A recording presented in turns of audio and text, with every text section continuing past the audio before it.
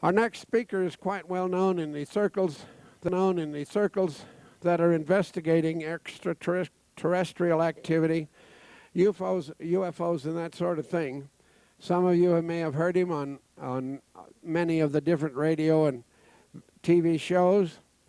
His work is extremely extensive, and I know it's going to press him to put as much as he can into this this presentation. He will not be able to remain with us and present a workshop, so please pay attention as closely as you can and get as much as you can, because this is the only time he will be able to present. Dr. Richard Boylan is an author of several books on this subject and a lot of other material, and I'm going to let him bring you as up to date on that as possible. He arrived today, he has to leave tomorrow, but give a good welcome to Dr. Richard Boylan, if you will, please.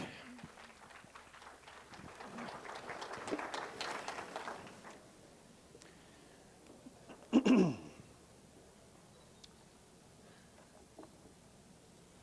afternoon. Everyone here all right back there? Good, thank you. The title of this presentation is Extraterrestrial Encounters and Spiritual Transformation, and that is indeed what I'm going to speak to.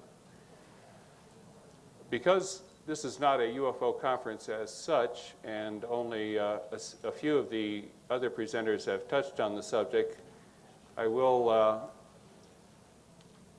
provide a kind of summary outline of three areas. A bit about the ETs that are visiting and their messages and their purpose. A bit about what the insiders know about ET contact in the current historical realm, government insiders, if you will. And then I want to get to the heart of what this presentation is about: extraterrestrial contact with individuals and how these individuals are transformed by the experience. By way of a little background on myself, I am a PhD psychologist, a person who's taught university for a number of years, do counseling, clinical hypnotherapy, research, particularly focused on these matters in the last 10 years, and a writer of some articles, on some 40 articles, 50 now I guess, on what I've found, and 3 books. Since the presentation is only about an hour long, I will at the end make you aware of my 3 books, and there's a table in the back where my trusty assistant, Paula Harris, will be available to, if you would like to get more on this, any of these areas I'm talking about, since the 3 books deal with the 3 segments of my talk. Let's start with a few visuals just to kind of warm things up. It's not going to be a slide presentation talk. I want to touch your minds and hopefully your hearts, but we'll start with a couple of visuals.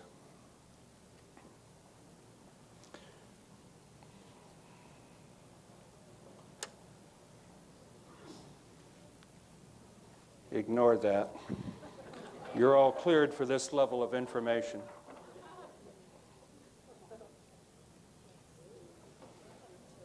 Who are some of the folks visiting? This is by no means comprehensive. I've worked with over 250 people who've had ET encounters and have talked to some of the other major research professionals working in this field. And estimates run from 20 races to 100 different races visiting. But these are some of the more commonly encountered folks. You will notice the 2 individuals on the left look a lot like humans. Is that a coincidence? Probably not. Put a pair of sunglasses on them, they could walk down the street and you never look at them twice. And if you don't think that has the Pentagon worried, think again, because they can walk down the corridors of the Pentagon and look like everybody else too. The fellow in the back there, a representation, not a terribly accurate one, but close enough, of the so-called reptilian or reptoid species. Humanoid, upright, intelligent extraterrestrials to be sure, but somewhat distinguished by having slit pupils for the eyes and a kind of fine, scaly skin. That level of scale up there is too gross. It's more like alligator skin. Their skin is a little closer to like dolphin skin or maybe the belly of a chameleon. But everybody doesn't come looking in the same package. Intelligent life across the universe comes in different packages. Down in the middle and to the left, we see variations of another race form, some of whom are from the Zeta Reticuli star system, sometimes known as grays, but I find that term rather unenlightening since there are so many different types of individuals that look somewhat vaguely similar but have different skin colors, different eye configurations, different heights, 3.5 to 4 feet, 5 to 7, 7 to 9, that one term doesn't seem to do justice to them. Just like many people here with a European background wouldn't want to be called Chinese just because they come from Earth. You know, we like to make the differences, and so do they. You will notice the fellow in center left looks a little bit like the humans and a little bit like the grays and a little bit like the reptoid with the slit pupils, a hybrid. And so does the fellow on the far left front, who at least has the reptoid slit pupil eyes and the basic gray body form. Yes, there is some mingling among species and some hybridization. The no, thanks. Okay. Well, let's see. Can we get this to work? A button on the side. All right. I want to put that on. Oh, out there. Yeah. All right, there. All right. This individual, kind of prototypical gray with the watermelon seed eyes and short stature, 3.5 to 4 feet. The individual over here is what they call kind of the trolls or the short dwarves, kind of homely from our point of view, but get out of your way a bit here. Kind of the worker bees do a lot of the grunt work, the heavy lifting, but don't particularly have a lot to say. And we could put many other species. One of the very common ones not shown in that illustration, the praying mantis type, very tall, spindly, thin individuals with kind of a insectoid, kind of sharply angled ovoid face, very large black wraparound insect-like eyes, and a very thin arms and legs with a characteristic crouch posture of what we would call a praying mantis insect on Earth. They have a bit of that look to them, but you know, a central torso like ours, although very thin and spindly. So that's another race form that is visiting. Is this group benevolent? Yes, pretty much they all are.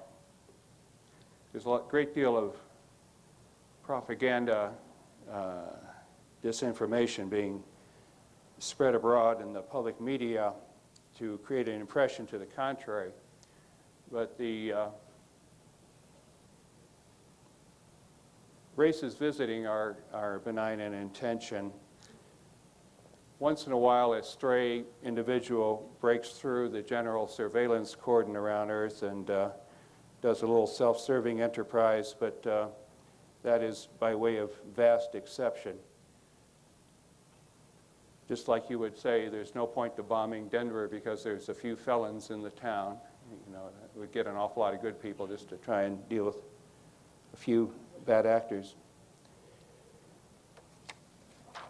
In rapid order, this is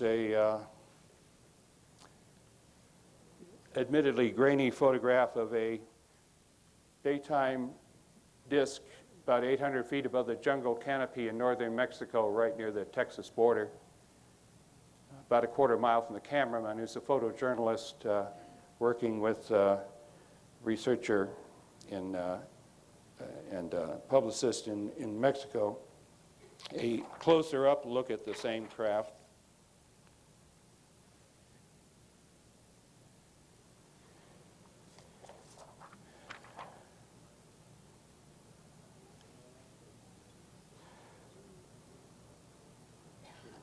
Not all the ET communication takes place in people's bedrooms and by the side window of their car. Some of it is done in a more public media way. The various crop circle designs are largely pictorial attempts from one intelligent species to give hints and nudges and suggestions of information, assuming we're bright enough to decode it and draw some inferences. They do not patronize, they do not make it simple pablum. They assume we can make some reasonable inferences.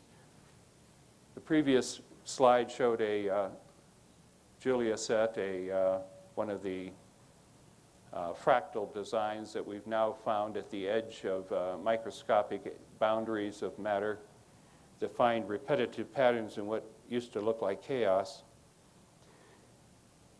And this is, of course, well, it is reasonable to infer that it's a DNA molecule and a suggestion of the basic stuff of life. And is it a suggestion that we're running some risk of messing up that?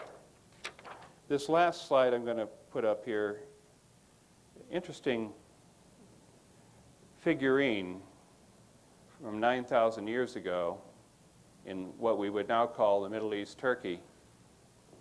Let me bring him up a bit. Visibility. Everybody in this village, in this culture, got one of these put in their grave with them. Why would they have a insectoid or reptilian looking humanoid figure in a as something that people should not go to the grave without one of those by their side? It is interesting to speculate on this as a remnant of ET contact back then. Much less inferential are the many documents and oral traditions from Sumerian culture 5,000 years ago plus, from Native American spiritual teachers, Aboriginals in Australia, and other shamanic leaders around the world who keep the traditions of their peoples, hold their oral traditions, and they talk uniformly about their peoples having traditions of origin from the stars, that the star visitors have come down and taught them their culture, and that they have prophecies about the return of these nations, and these prophecies generally focus in the current era. Just picking on the Lakota and the Hopi Indian prophecies in our own North America, they talk about the signs like the birth of the white buffalo calf that made the newspapers a number of years ago. And there's been other white buffalo calves born since that have been the last signs before the star nations are due to return. So the history of contact of star cultures with ourselves does not happen from 1947 when the Roswell saucer went down in New Mexico. It goes back to the beginning. We've been involved in our cultural formation, and before that, experiences have been shown intervention to help us evolve more rapidly than we would otherwise. And that intervention helps explain the puzzle that archaeologists have puzzled with of how Neanderthal suddenly evolved so rapidly in geological time to Homo sapiens and Homo sapiens sapiens, the current species ourselves. And by the way, we're not done evolving. Just to point to one spurt in evolution, the children being born now, many of them are quite extraordinary. And it is no accident. Many of them are psychic or much more intelligent, almost adults in little bodies, or cosmically aware without having been taught a cosmic perspective. And this is the race that the generation that is going to be the governing adults as we make the transition from a world that has looked on the world as this globe made up of a number of countries, and if there's anything out there that's unknown, to a world that is not only aware that there's intelligent life elsewhere, but that it is visiting and interacting with us, and the implications of that, which gets to the next section of what I wanted to share today.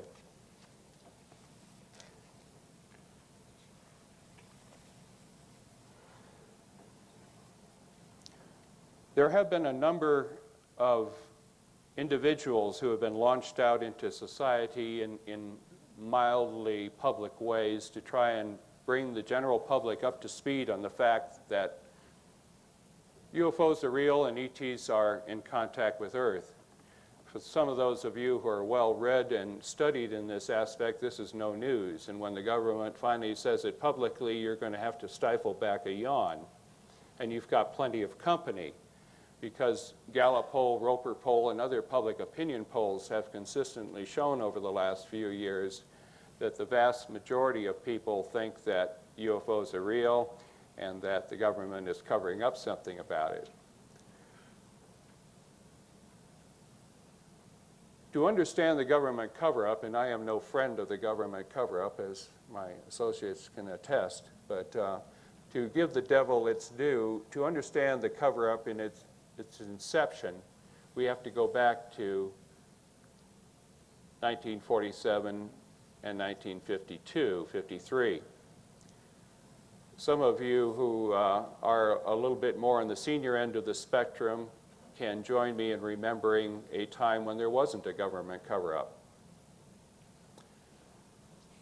Now, I'm dipping back into my childhood, admittedly, but let me visit 3 dates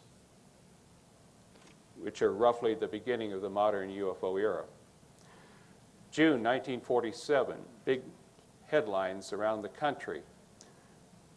Pilot Kenneth Arnold, a deputy sheriff, while piloting his private plane over the area around Mount Rainier, Washington State, spots a squadron of what we would now call flying saucers.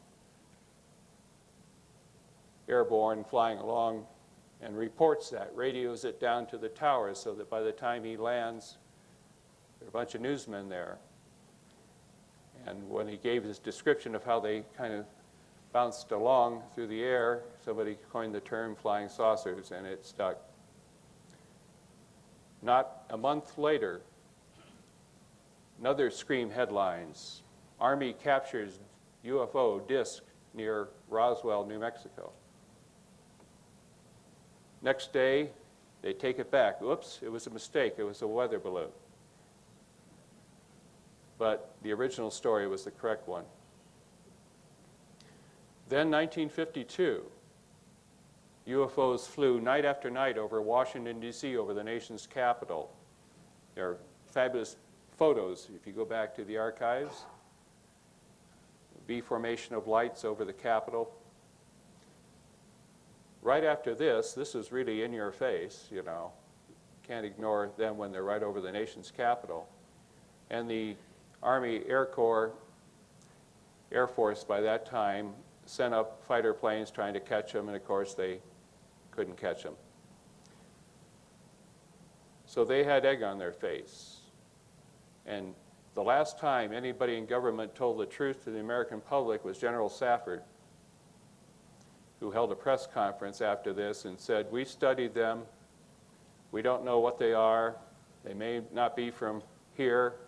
They don't seem to pose any threat. And don't worry, Mr. and Mrs. Public, we're going to continue to look into this matter very carefully.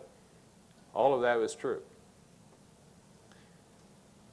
A few months later, a CIA think tank report was acted on by the government that recommended that this matter be discredited and covered up, and that has been in force ever since. Now we fast forward to the last few years when policy has begun to change. And we know this because of leaks from inside. The people managing the cover-up have got themselves a situation. There are now 50 years that have gone on in which the government's been lying to the American public about UFO reality and indeed even ET contact, informal contact at that. And so there's a need to kind of gracefully transition from the big fib that nobody, at least most people, don't believe anymore when you read the public opinion polls, to an out in the open, honest exposure of this reality. And so the policymakers inside government have begun to send out officials, many retired military and others, to begin to spread out into the general public information from credible people.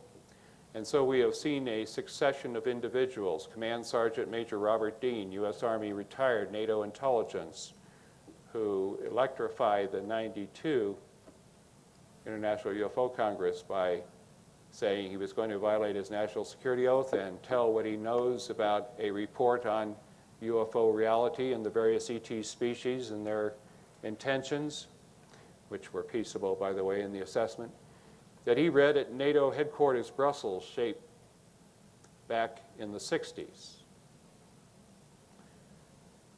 There followed a number of other individuals, and I won't bother to line them all up in chronological order, but over the last few years we've heard from a Colonel Steve Wilson, U.S. Air Force retired, head of Project Pounce, the unit that had as its job to go to any site where a saucer went down, cordon it off, keep the civilians away, capture the disc, capture any ETs dead or alive, remove them to a secure government installation, and clean up the site so that it looks like nothing ever happened.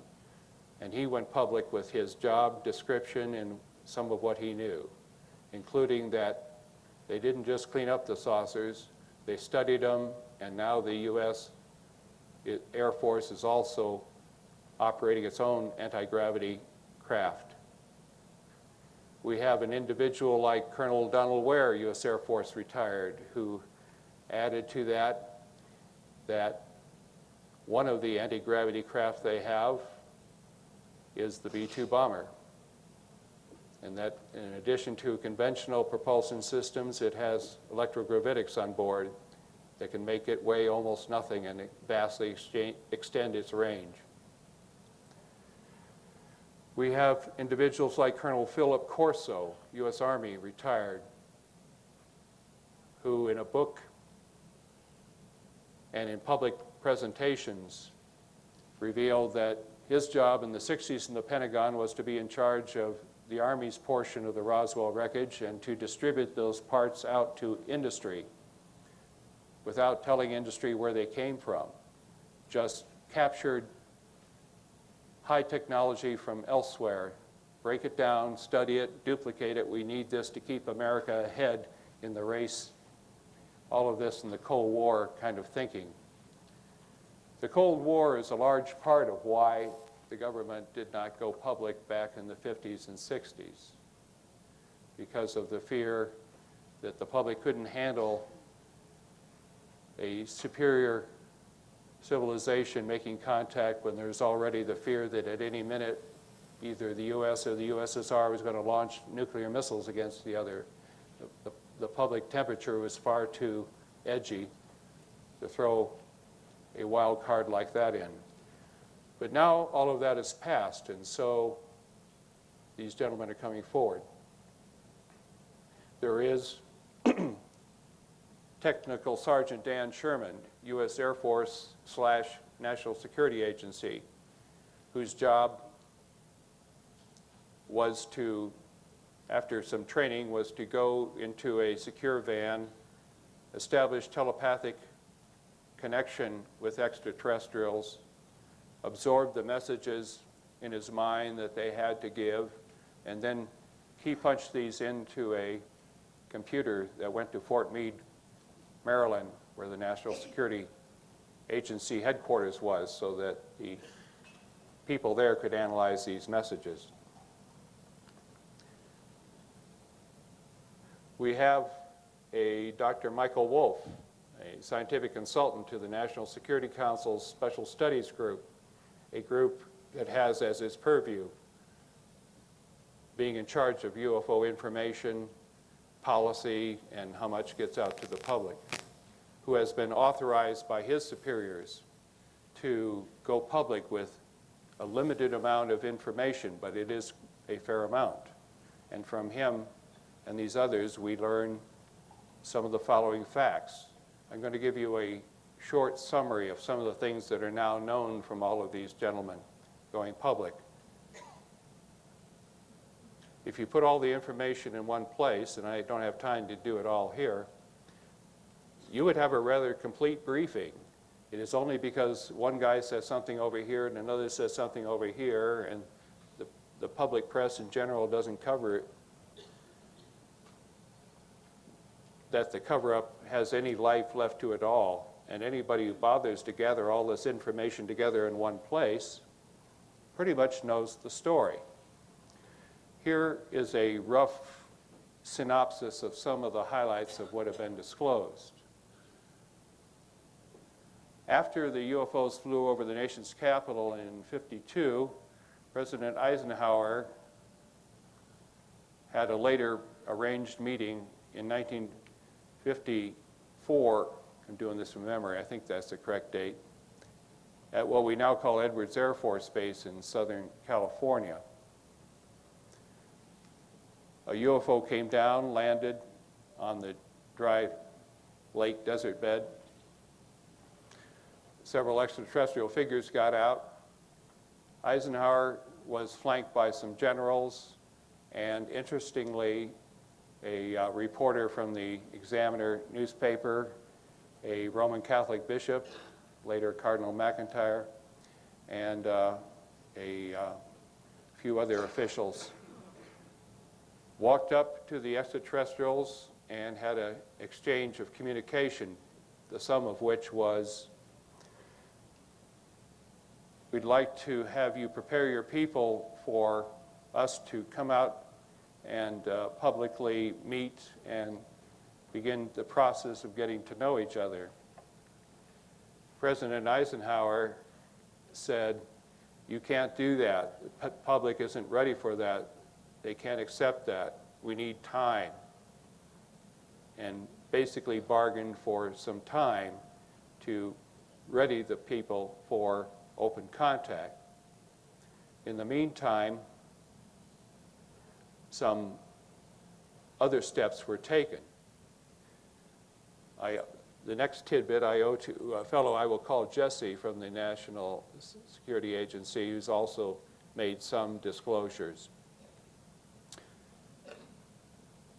President Eisenhower gathered other heads of countries and put together a body called the Bilderberg Council, which had on its earliest agenda, which met later that year in '54, a few months later after Eisenhower's meeting, and determined that they would give the ETs a base on Earth to provide an opportunity for them to get to know us better and for some of our people to go over to their base and get to know them better.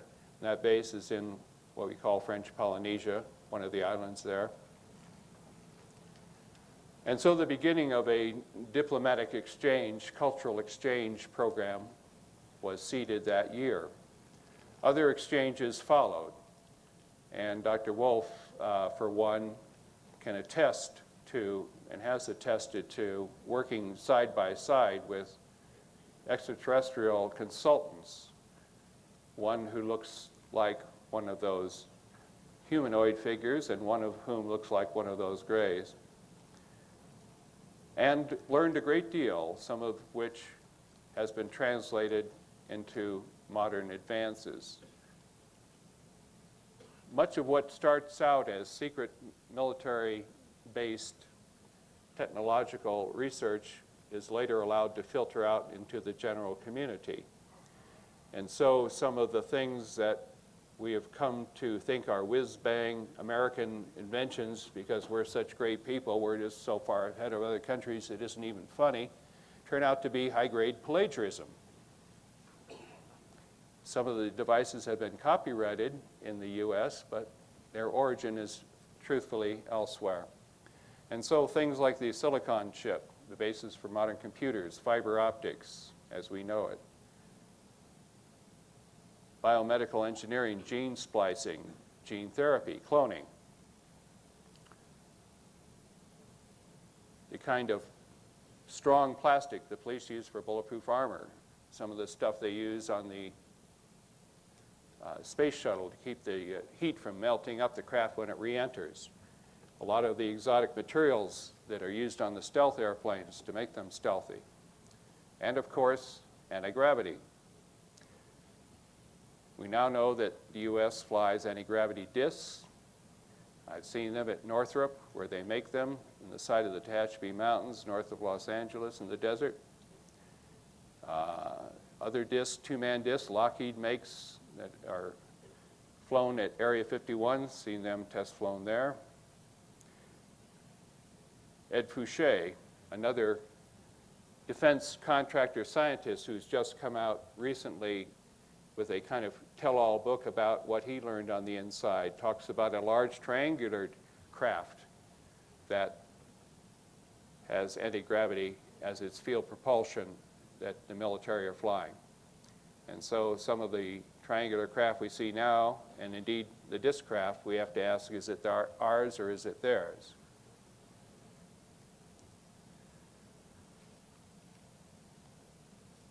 Much of the history of ourselves as a people has been shared by the ETs who were around when we were still dragging our knuckles on the ground in the jungle. But all of that has not yet been brought forward. There are powerful interests who do not want all the information out because it might upset their apple cart. Certain governments who operate on a kind of information control basis and do not want the information out. Certain religious groups that do not feel this information would strengthen their position in holding on to their organizational power. And so there's an internal struggle, and people in some of the major multinational industries that are making quite a bit of money now, who do not welcome inventions based on technology like zero-point energy, which sits operationally on a shelf in the Pentagon basement and, if brought forward, would eliminate our need for petroleum as a basis for energy. We could have a non-polluting source of power for our cars, to electrify our cities, to run our power plants, all applications. Just think of it, no more exhaust going into the air, making for dirty air for global warming, no more messy petroleum. Of course, big oil doesn't like that invention and is not welcoming its coming out in the open. So there are powerful forces, some saying it's time to bring this out in the open and be clean with the people and completely honest, others wanting the lid kept on. We get, therefore, to the third part of this presentation, having given a lightning tour of the other two areas. It's fun to talk about technology, it's fun to talk about government conspiracies and all that, but that really is not what the ETs are all about, nor is it what we are all about. The punchline of ET visitation is about our greater metaphysical understanding and our helping to reach our full potential as spiritual, enlightened, intelligent beings. I could talk about what I'm going to get to next from various levels, but let me say that what I'm going to present to you is based on the experience of hundreds of people I've worked with who've had ET encounters, and I've talked to other professionals in this area, behavioral science professionals like Dr. John Mack from Harvard, a psychiatrist there who studies also, and Dr. Leo Sprinkle, retired professor from University of Wyoming, who has worked in this area for many decades and should be honored as a pioneer in this work. And John Carpenter, a clinical social worker in Missouri, who works here, and Dr. Edith Fiore. She's a fine psychologist in the Bay Area, California, and many others. Out of these thousands of cases, people studied, interviewed, a composite picture emerges. You can imagine that when a person encounters somebody from another star system, be it in their bedroom or on a lonesome highway or wherever it happens, that person is changed for the duration of their life.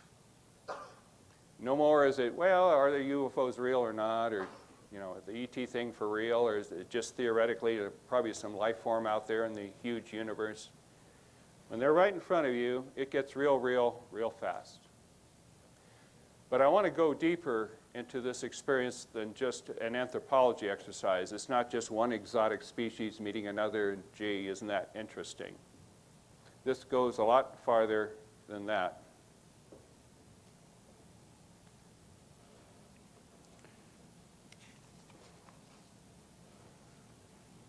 We become aware of a cosmic dimension. We no longer think about the world as this planet Earth. We become aware that squabbles about boundary lines of one territory against another seem to become kind of small and petty once we realize that there are millions and millions of intelligent civilizations out there on planets orbiting star system after star system across our galaxy and other galaxies. Some of our advanced astrophysicists and other scientists are now bringing in some of the data and making it public, and the reason it's getting so much play in the newspapers is as a public conditioning exercise. They don't assume everybody gets turned on by astrophysics, but the reason why there's so much play about, gee, we're finding the molecules that it takes to make life out there in interstellar space, and gee, we're finding them on comets, and gee, we're finding planets orbiting other stars. We weren't sure, crazy Earth-centered thinking, whether any other stars had planets around them, but now that they've seen some, gee, and then they've seen more, and now they realize it's common. And that the building blocks of life are found around the universe, and that in our own solar system, the building blocks of life are not only on Mars, but on some of Jupiter's moons, and even on our own moon is water ice and thin vapor clouds.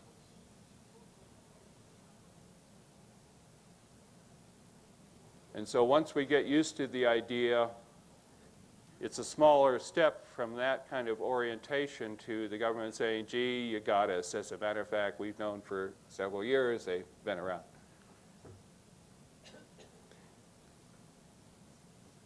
But this experience is transformative. The horizons go out. You realize you're one of a larger group of intelligent peoples and civilizations out there.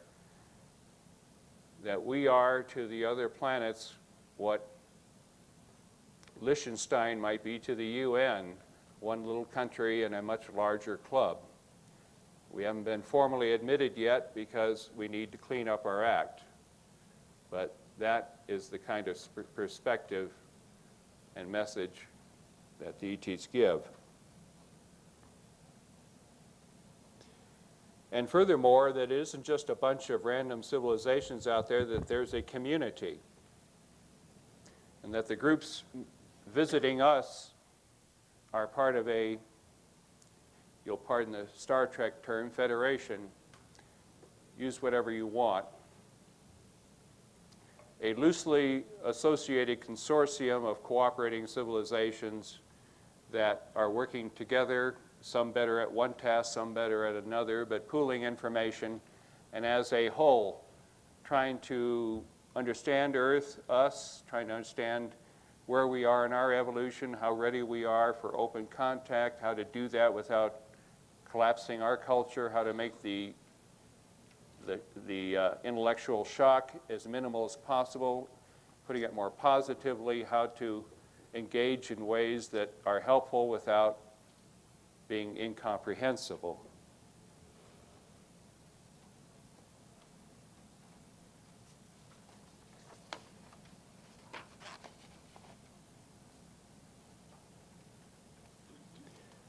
We have been, as Professor James Deardorff has noted, in a galactic quarantine against contact for some time.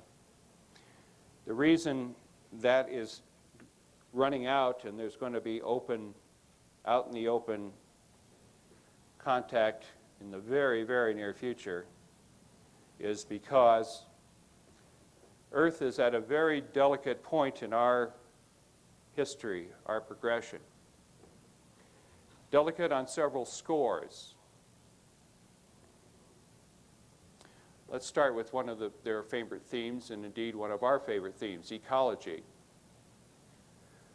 As we have technologically advanced, we have done wonderful things to make life more convenient and richer.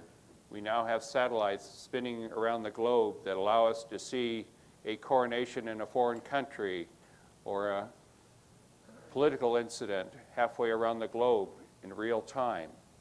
We are becoming networked together as one world people. The internet is another device that allows any of us to contact anybody else in the world, and in less than 15 minutes, the message is delivered and often responded to back. We are becoming one human family. The old barriers that used to be because it took so long to get on a horse and travel, 100 miles was a big deal.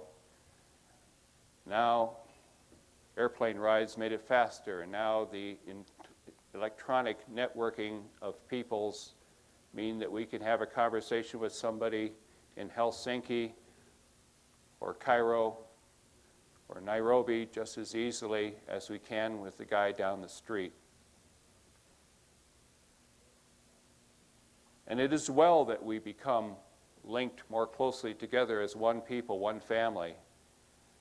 We have no place for racism or other ethnic or other exclusivist kinds of thinking. Because when you see these folks, the fact that your neighbor may have a slightly different color skin than you seems like small potatoes by comparison. So against the contrast of our visiting peoples from elsewhere, the minor differences in us as humans becomes very small indeed. Our scientists at a recent conference in Rio de Janeiro about 5-7 years ago said that at the rate that we are attacking the ecological systems of Earth, the atmosphere, the ocean, the soils, climate, eradication of species, and so forth, we've got about till 2025 before the ecological meltdown reaches such a stage that it cannot be turned back. We know that nature operates in systems, and you don't just do something to one system, the ripple effects are across all the other systems. That's our own scientists talking. ETs, that's probably one of the most frequent messages they bring too. You've got to start to honor the earth and start to treat plant, animal kingdoms, the earth, the water, the air, in a good way, or you're going to perish as a species. We need to take that message to heart, whether we listen to it from our own scientists or from extraterrestrial visitors. We have an obligation to our children and our grandchildren to hand them an Earth in good shape, not one in which they're going to be the last generation that watches over ecological collapse and dies, because the oceans no longer support plankton, which is a major source of turning carbon dioxide into oxygen, and one of the ways we breathe, the other being forests, which are being cut down. And if we lose that one cycle, carbon dioxide turned back into oxygen so we can breathe, then the inheritance for our children and our grandchildren is, how long can you hold your breath? We shouldn't get to that place.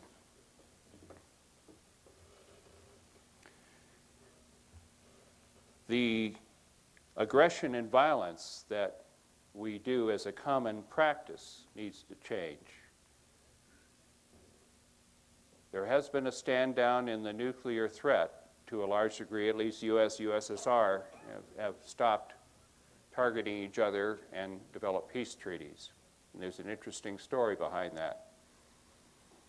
I have this from Colonel Ware and from a couple of intelligence sources that Gorbachev, President Gorbachev of then USSR, was in the midst of a meeting of what was the Russian equivalent of the National Security Council, when a couple of ETs popped into the room and began to dress President Gorbachev up one side, down the other, about having missiles pointed towards the West with nuclear weapons on them, and that is a no-go. And Gorbachev said back, well, you know, they got them pointed at us. I can't tell my generals to stand down. And they said, you've got to end this nuclear nightmare. And he indicated that he wasn't prepared to do that. And they said, well, then there will be an object lesson in the near future to make you more aware of nuclear dangers. And shortly after that, the Chernobyl reactor melted down, and a great plume spread across parts of Russia. And shortly after that, the Berlin Wall came down, and the USSR became Russia, more open to its neighbors in a non-militaristic way.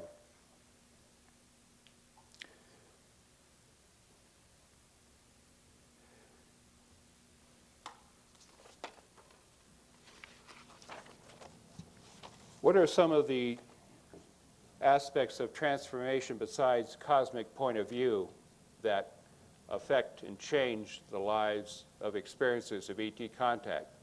And soon we will all be experiencers, in the sense that I am reasonably confident that everybody in this room is going to be very much alive to see ETs on television being interviewed or passing messages on. We are that close to the end of the cover-up. Dr. Wolf was told by some of his associates, and while he's not infallible, you would figure generally that somebody working with the National Security Council ought to know about these matters, says that within 18 months, it's his information that the cover-up will be at an end. And at that point, everybody will be aware. One of the first things that everybody pretty much experiences in an ET encounter is mental telepathy as a form of communication. Occasionally, the ETs will put across their communication in what we hear as out loud talk, but that's basically kind of a auditory hallucination, an impression that they create in the minds. Generally, they just put direct thought transfer. You get the gist of what they have in mind that they're telling you. And many of the experiences said, well, if they could do that, then I can do that. And they just shut their mouth tight and think the answer back. And sure enough, the ETs get that. So what do we learn from that? That each of us is telepathic. We can get it incoming, and we can do it outgoing. This is not startling news for people who have studied parapsychology, people who are identical twins. Even some parents have noted with their own children that they kind of know if Johnny down the block is in trouble, got hurt, and go looking. Think of the implications of telepathy as more than a cheap cell phone. Think about a whole society in which people are mentally open to each other. And indeed there's a degree of shared consciousness. It's not a question anymore of wondering what the other person really thinks, because you get it. You get what their mind is thinking. Imagine a used car salesman trying to sell you a clunker when you can read their mind and know what they really think about the car they're trying to get you to buy. It makes for a society of openness and frank, honest communication. It makes for a society that is more considerate of others because of the shared linkage. And when we consider that all of us are sparks of source consciousness, call it God, that source from which we all come, that is sentient, conscious, intelligent, and designing of the flow of things. That we are all aspects of that, and so it should not astound us when we become more aware of our ability to connect to each other. Just think about some of the commonplace things so this doesn't get so exotic and it doesn't sound like this is off the charts. Have you ever had somebody sit behind you and just kind of stare into the back of your neck, and finally you kind of notice something and turn around and look at that? That's sort of a vague version of that.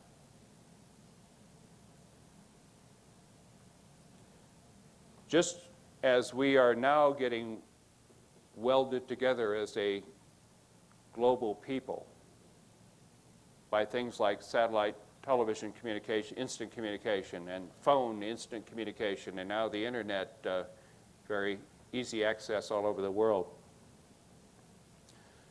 I see the internet as sort of training wheels. After we get good at communication with people all over the globe, pretty soon we're going to learn that we don't need to boot up on the computer to do that. Many Aboriginal peoples, Native Americans, South American natives, peoples in Africa, Australia, etc., have practiced telepathy.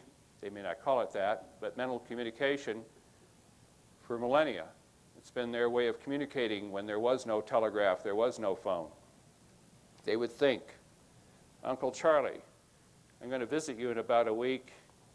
And sure enough, when they get there, Uncle Charlie has the stew on the stove. This may sound astounding. Why? Because our culture, which comes in the last couple centuries from a very materialistic science perspective, says anything you can't put under the microscope and examine may not be real, but certainly is not scientific. But unfortunately, there's a lot of reality that won't fit in under the microscope and is very much real as the molecules and atoms and crystals that we can see under the microscope. And because our whole culture has been skewed the last several centuries towards this hyper-materialistic point of view, we've kind of neglected and put off in the box of superstition some of these other areas of human competency. And let me get into some of these other ones. Use of psychic gifts. Many people who've had ET encounters notice that if they were never psychic before, they now have a bit of that, and the more they practice it, the more they get. And people who were psychic before, boom, it really explodes. Now they are much more adept. Things like precognition, knowing what's coming up in a week, a month, a year, 10 years from now. Clairvoyance, being able to see something somewhere else, contemporary time, to know, oh, you know, Grandma just died in the rest home 2 states over.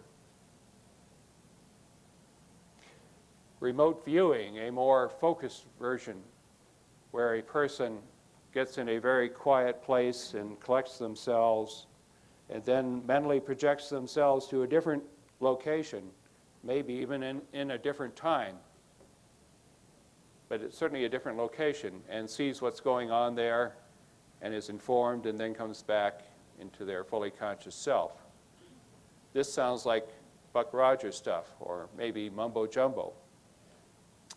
But we have it on good authority that this is not only commonplace from the Aboriginal peoples as basic human skills that we've lost in our hyper-materialistic culture, but we have your tax dollars at work. We have General William Stubblebine, U.S. Army Intelligence, and Colonel John Alexander, U.S. Army Intelligence, and Major Ed Dames, U.S. Army Intelligence, all telling us that they spent a lot of time doing that, getting good at it, and teaching others how to do it.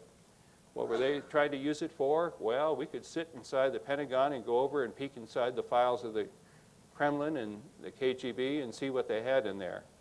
Didn't have to walk over there, didn't have to break in, didn't have to figure the combination of the lock, just go inside and look. Military gets real hot over stuff like that. But there are civilian applications that are much more meaningful. To be, again, in communication, contact, to feel when a neighbor could use a visit, or a friend across the country is in a place where they're ready to hear something you have to say. Clairaudience, hearing things that are said at a distance. Being an empath, getting sensitivity to other people. Sometimes that is used for understanding a person. Should I make that person my friend or not? Sometimes it's used medically for healing. To be able to feel if somebody's in a bad place.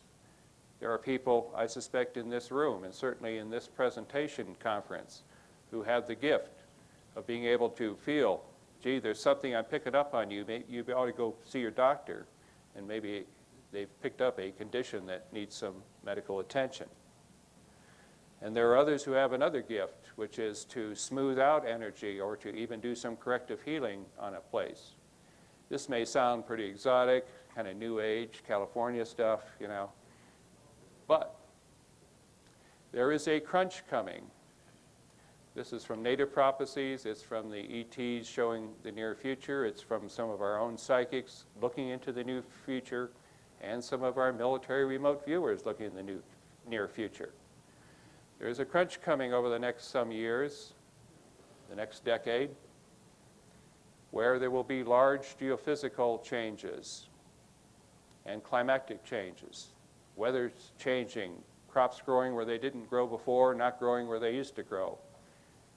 Land masses sinking, water moving in, other land masses moving up out of the water, new soil. Volcanoes going off, earthquakes, etc. A time of greater activity. And some of the comforts of civilization will be disrupted for a while if one of those cataclysms happens in a given area. Maybe power plants don't work. Can't go down to the hospital because there's no juice, and with modern medicine, most stuff needs electricity to work.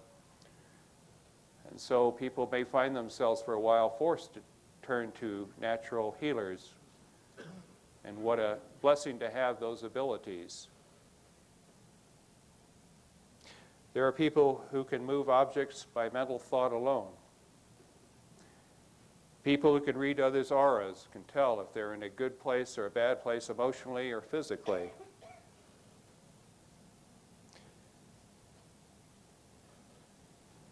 In some instances, there are folks who can do what is called in the Philippines psychic surgery, can actually go in with energetics and pull a bad growth out of the body without ever suturing the person open and going in there grabbing.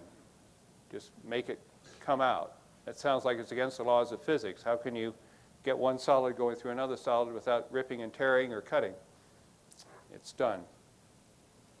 Unless you think that's completely off the charts, Lawrence Livermore Labs is engaged in some telekinetic experimentation with some successes.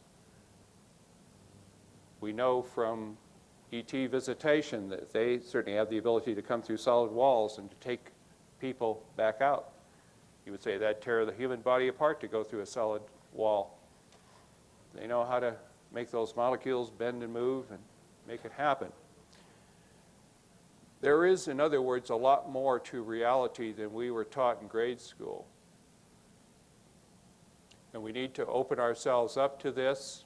Some of it will come from getting off some of the mental straitjackets that we were raised with, Some of it will be from the experiences with these star visitors, but in many cases they're making us aware of our own abilities that have been neglected.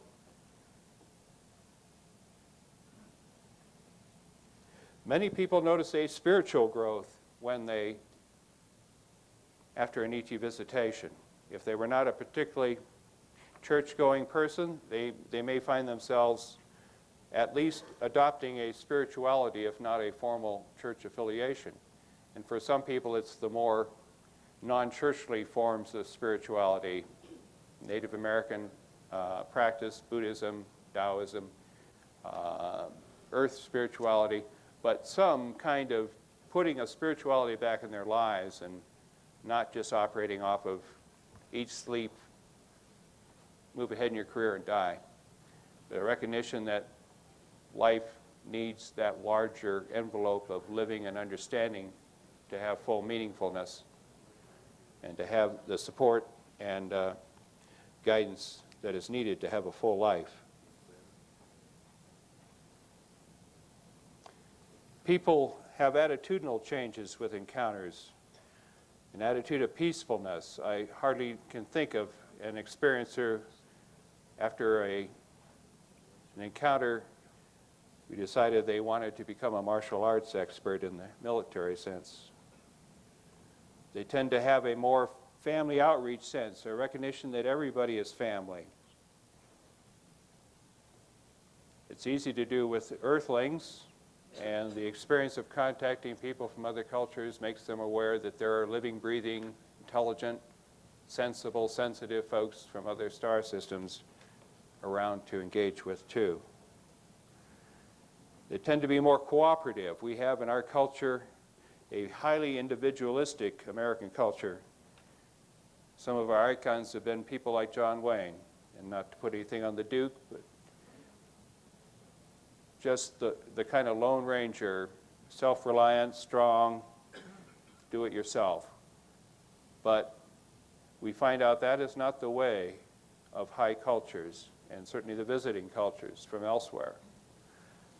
A cooperative society in which everybody makes a contribution and looks to the good of the whole and not just how can I get ahead and step on your head on the way up is the operative paradigm. An ethic of service is part of it. These visitors largely can be seen as Peace Corps outreach workers, having made their own societies highly evolved and civilized and having the extra resources, time, and development to care enough about struggling worlds to help them make the transition to cosmic cultures. So these are some of the changes. If you would like to learn more, I have a book, Close Extraterrestrial Encounters, all about encounters and how they change people. I have a book, Labor Journey to the Stars, which contains a lot of more information about what's going on behind the scenes, the government disclosures, who are the cover-up, what the Native Americans have to say, what even a Vatican spokesperson has to say, and where all of this is headed. And finally, Project Epiphany, a near-future scenario of as accurate as I can make it of how our culture is going to change over the next couple of years as all of this comes out in the open. My associate Paula Harris in the back has these books available. So let me close by this, that we need to, I don't know, do I have a minute for questions? All right, 1 minute for questions. By this, we are the generation that got to see Earth from outer space when the Apollo astronauts went to the moon, and that beautiful blue globe shot they took was the first time any of us got off planet to look back. Some of us have had joy rides before that, courtesy of the ETs, but in general, it's the first time we've got to see ourselves as one global reality. You couldn't see China and Canada and Lithuania there. You only saw Earth. We're Earthlings. We're now on the edge, the very edge of becoming cosmic citizens. If we can be peaceable, ecologically sensitive, spiritually attuned, caring for a neighbor, then we can be worthy co-citizens and extend the hand of friendship and understanding and begin a more open dialogue and understanding of those cultures that have come to visit us. Now I will take a question or two. I'm sorry, we're out of time. The tape is up. Okay. I guess we're out of time. Thank you very much. Thank you very much, Dr. Boylan.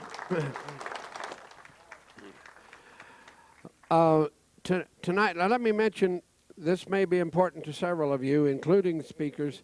If you need to get back to the airport, if you need a shuttle, if you don't have a friend who will take you back, there's a phone number out on the bulletin board for you to call, and it need to be called one day in advance. And that's 399-3737. It will be posted out there. If you do need to go to the hotel or the airport and you don't have a friend to take you, the North Denver shuttle needs a 24-hour notice.